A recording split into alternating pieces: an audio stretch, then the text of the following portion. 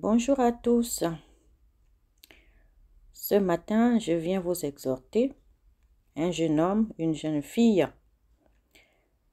sur sa manière de considérer les autres. Souvent, quelqu'un qui pratique un peu, je peux dire,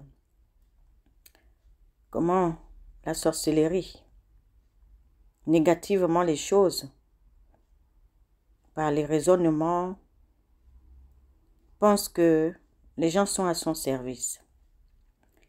Je vais vous raconter une histoire qui s'est passée en 2020.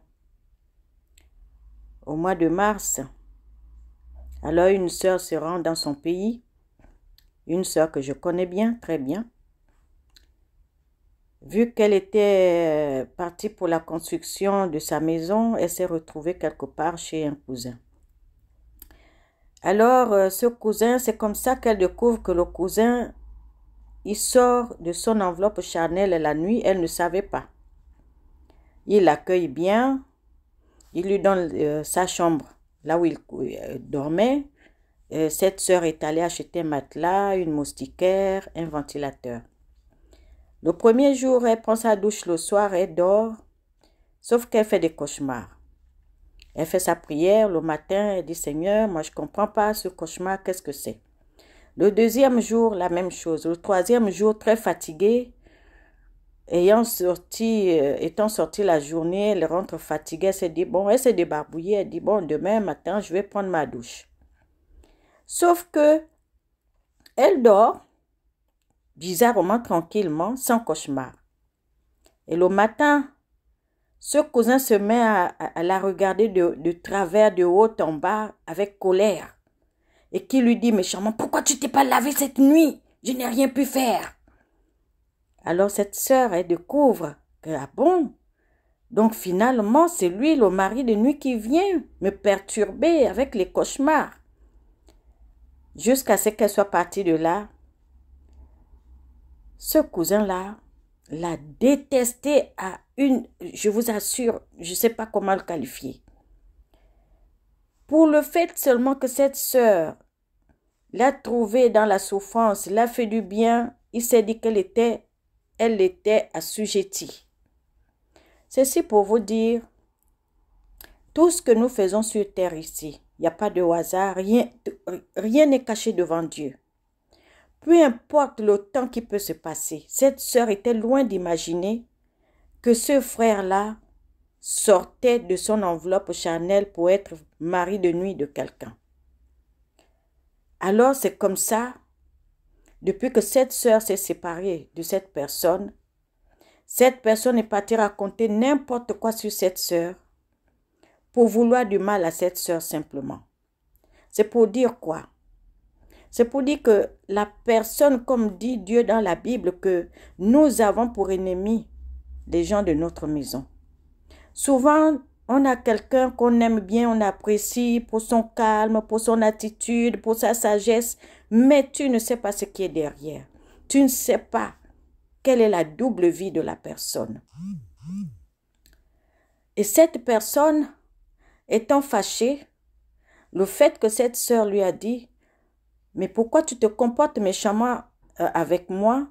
Je t'ai fait du bien, tu me rends du mal, qu'est-ce que je t'ai fait? » Il lui écrit une lettre en lui disant « Je vais te rembourser tout ce que tu as fait pour moi. » Malheureusement, il ne travaille pas. Il vit aux dépens de ceux qui l'écoutent. Il va à gauche et à droite, lui, il passe son temps comme ça.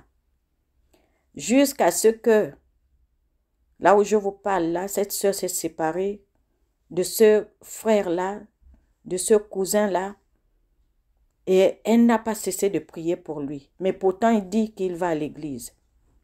Et comme dit Dieu dans sa parole, ce n'est pas tous qui disent « Seigneur, Seigneur » qui sont de Dieu.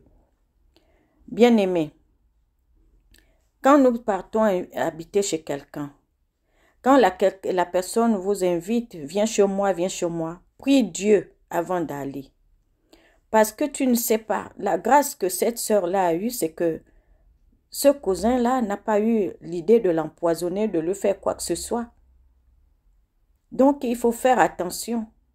On ne sait pas avec qui on mange. On ne sait pas en dormant chez soi-disant, je ne dis pas que c'est tous les parents qui sont comme ça, mais Dieu a permis que cette sœur-là découvre qui était ce cousin, qui était ce frère pour elle, puisqu'elle le portait dans le cœur.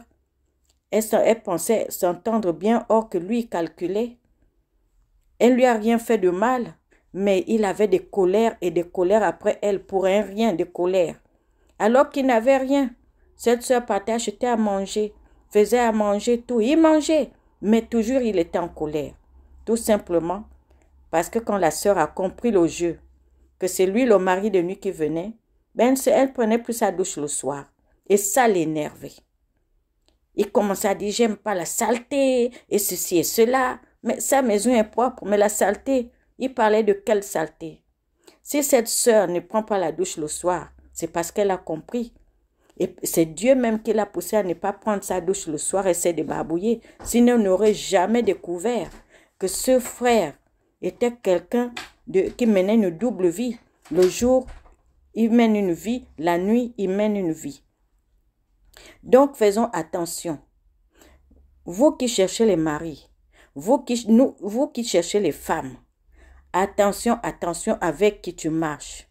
Es-tu sûr que la personne que tu veux être avec, c'est une personne simple? Elle ne va pas t'amener les problèmes dans la vie? Es-tu sûr que la femme ou l'homme que tu veux vivre avec, c'est la personne qui va t'amener vers le haut et il ne va pas t'attirer vers le bas? Donc, il faut réfléchir. Il ne faut pas se précipiter. Il faut prendre le temps. Si Dieu parle, c'est dommage que beaucoup de gens, quand on parle de Dieu, ils n'aiment pas entendre parler de Jésus. Ils n'aiment pas entendre parler de Dieu. Mais pourtant, la Bible, c'est le code de la vie. Dieu est venu nous enseigner.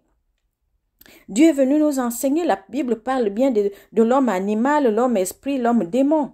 Parce que quelqu'un qui mène une double vie comme ça, soit disant qu'il va à l'église, et qui mène une double vie, allons-y savoir quelque chose. Allons-y comprendre quelque chose.